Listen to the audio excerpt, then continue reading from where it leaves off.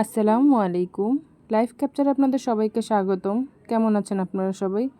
আমরা সবাই আলহামদুলিল্লাহ ভালো আছি। বরাবরের মতো নতুন আরেকটি ব্লগ নিয়ে চলে এলাম আপনাদের সাথে গল্প করতে। আশা করছি শেষ পর্যন্ত সবাই সাথেই থাকবেন। আজকের ব্লগটা শুরু করছি দুপুর থেকে। এখানে আমি দুপুরের জন্য রান্না করব, চিকেন ফ্রাই করব। এর জন্য মশলা নিয়ে নিচ্ছি। এখানে আমি পরিমাণ মতো লবণ, হলুদের গুঁড়া, মরিচের গুঁড়া, আদা রসুন বাটা, গরম মশলা গুঁড়া এবং লেবুর রস নিয়ে নিচ্ছি। আমি এখানে 2 ফালি লেবুর রস নিয়ে নিয়েছি। নিয়ে মশলাগুলোকে খুব ভালোভাবে হাত দিয়ে মাখিয়ে নিচ্ছি। মাখানো হয়ে গেলে আমার কেটে ধুয়ে রাখা চিকেনগুলোকে আমি দিয়ে মিলিয়ে নিচ্ছি। এখানে প্রায় 2.5 কেজি ওজনের একটা চিকেন আছে। আমি হাত পাগুলো রেখে আর সবটাই দিয়ে দিয়েছি এখানে। আর চিকেনগুলোকে কেচে নিয়েছি। খুব ভালোভাবে মাখাতে হবে। মাখানোটা যত ভালো হবে চিকেন ফ্রাই খেতেও অতটা ভালো লাগবে। আমি খুব ভালোভাবে মাখিয়ে নিচ্ছি। এখানে যেহেতু 2.5 কেজি ওজনের চিকেন, আমি পুরোটা নিচ্ছি না। আমি কিছুটা বাটিতে বক্সে ভরে ডিপ ফ্রিজে রেখে দিব। আর আমার যতটুকু আজকের জন্য প্রয়োজন আমি অতটুকুই ভেজে নিব। আজকে একটু বাইরে যাব, তাই খুব তাড়াতাড়িভাবেই রান্নাটা শেষ করে নিচ্ছি। শুধু ডাল আর চিকেন ফ্রাই। এখানে আমি ডাল বাগার দিয়ে নিচ্ছি। সবসময় একঘেয়েমি ডাল খেতে ভালো লাগে না। আমার ঘরে প্রতিদিনই ডাল রান্না করতে হয়, তাই মাঝে মধ্যে একটু চেঞ্জ করার চেষ্টা করি। আজকে আমি 5 ফোড়ন দিয়ে ডাল বাগার দিয়ে নিচ্ছি। আমার ডালটা রান্না হয়ে গেছে। আমি এখন ওই কড়াইতেই চিকেন ফ্রাই করে নিব। আমার ভিডিওটি যদি আপনাদের কাছে একটু হলেও ভালো লেগে থাকে, তবে আমার ভিডিওটিতে একটি লাইক দিয়ে আমার চ্যানেলটি সাবস্ক্রাইব করে রাখার অনুরোধ জানাচ্ছি। এবং কাজটা যদি অলরেডি আপনারা করে থাকেন তাহলে আপনাদেরকে অসংখ্য ধন্যবাদ জানাচ্ছি। চিকেনগুলো ভাজা হয়ে গেলে অফ ক্যামেরায় আমি খাওয়া দাওয়াগুলো আমাদের কমপ্লিট করে ফেলেছি খুব তাড়াতাড়ি করে।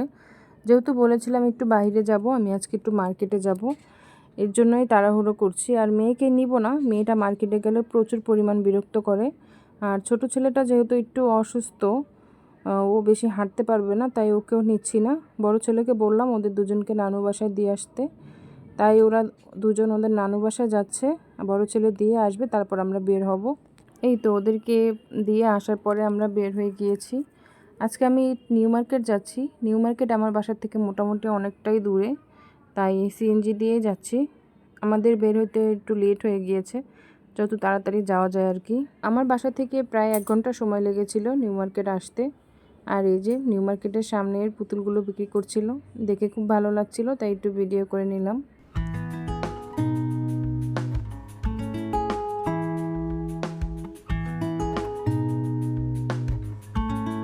আর এই যে আমার একটা দুর্বলতার জিনিস বোরকা।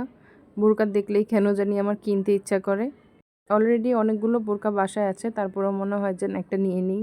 নিউ মার্কেটে বরাবরই একটু ভিড় থাকে, সামনে ঈদ, তার জন্য মনে হয় আজকে একটু বেশিই ভিড়। আজকে আমাদের তেমন বেশি কেনাকাটা নেই, কেনাকাটা অল্পই বলতে গেলে। আর আমার কিছু খুব প্রয়োজনীয় জিনিস কিনতে হবে, এর জন্যই মূলত আসা হয়েছে আজকে মার্কেটে।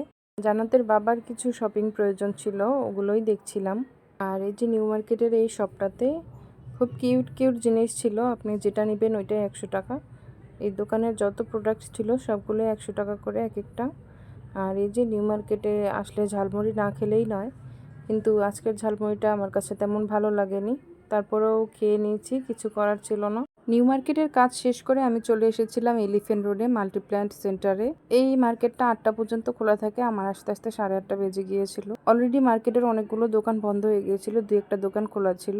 আর কারেন্টের লাইনটাও বন্ধ করে দিয়েছিল, ফ্যান, এসি, লাইট সব বন্ধ ছিল, প্রচুর পরিমাণ গরম ছিল। তাড়াহুড়ো করে এখান থেকে কেনাকাটা করে বের হয়ে গিয়েছি। তারপর গিয়েছিলাম একটু আরএফএল এর শোরুমে। কি কি কেনাকাটা করেছি এটা অবশ্যই নেক্সট ব্লগে শেয়ার করব। আজকের জন্য এটুকু। যারা এতক্ষণ যাবত আমার সাথেই ছিলেন তাদেরকে অসংখ্য ধন্যবাদ জানিয়ে আজকের জন্য বিদায় নিচ্ছি। আসসালামু আলাইকুম।